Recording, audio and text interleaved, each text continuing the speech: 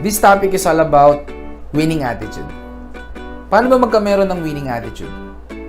Actually, marami kang kailangang baguhin sa sarili mo na hindi mo alam, na probably na hindi mo pansin na ginagawa mo na hindi pala nakakatulong sa mga bagay na gusto natin. For me, para magkameron ka ng winning attitude, para mas mag-attract ka ng maraming blessing, first step, you have to feel good every day. You have to gravitate. Okay? You have to attract blessings and good things. You have to focus on good things in life. You have to be thankful. You have to be grateful every day.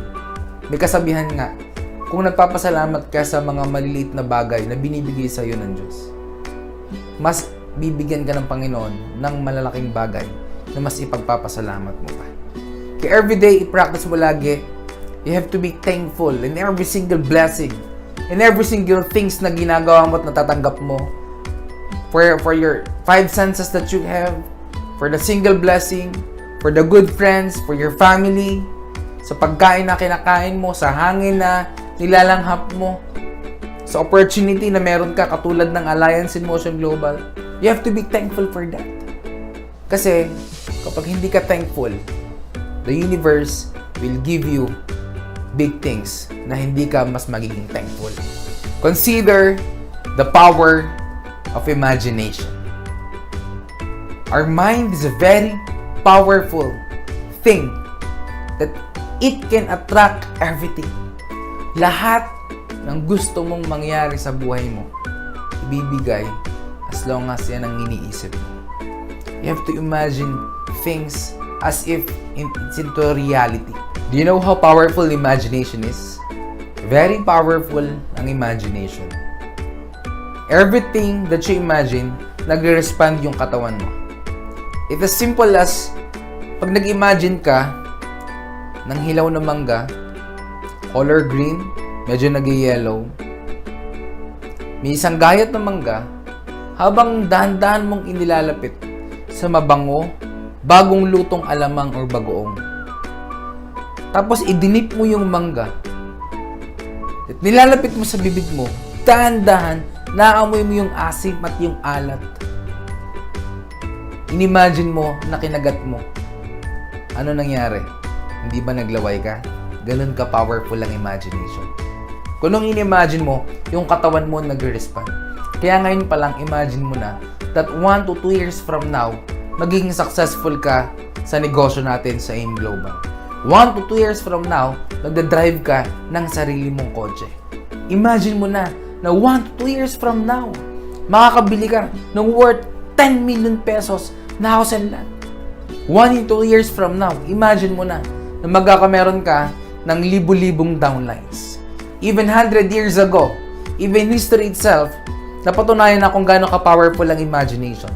100 years ago, ang bakal or ang metal, hindi siya pinapaniwalaan na pwedeng lumutang sa tubig at lumutang sa himpapawid. That was before. Dahil na-imagine ng mga inventor ng barko at ng eroplano that metal can float in the water, can fly in the sky. It means imagination can turn out reality. It is a matter of belief and action. Imagine mo na that 1 to 2 years from now, pag uwi mo ng Pilipinas, makikita mo ang iyong mga anak at ang iyong pamilya, susunduin ka kasi hindi ka na muling babalik pa sa ibang bansa. And forever, magkakasama na kayo, enjoying the money with a lot of your time, enjoying your time with a lot of your money. Yan ang mangyari sa AIM Global. Dapat ngayon pa lang, imagine mo na. Kasi it's just a matter of time, mangyayari at mangyayari yan. 3 things na kailangan mong tandaan para makuha mo yung gusto mo. Probably in business, in other field of your life. Number 1, first step, you have to ask. You have to ask the things that you want. As I told you, focus on the things that you want. Kaya nga may tinatawag tayong dream board. You have to picture it out. Pag sinabing ask, ipinagpipray mo. Pag sinabing ask, dapat lagi mo siyang nakikita. Make a dream board. Gawa ka ng dream board. Second step, You have to believe. You have to imagine. You have to visualize. You have to believe 100% na ibibigay sa'yo yung hiningi mo. Third step, you have to receive. You have to be grateful in advance. You have to be there at the feeling na as if nasa'yo na yung gusto mo. 3 things: ask, believe. Number 3, receive. After this video, yung next video, for sure, mas ma-inspire ka. Kasi very powerful yung next video na mapanood mo. It is an extraordinary video that changed a lot of people's lives and perspective.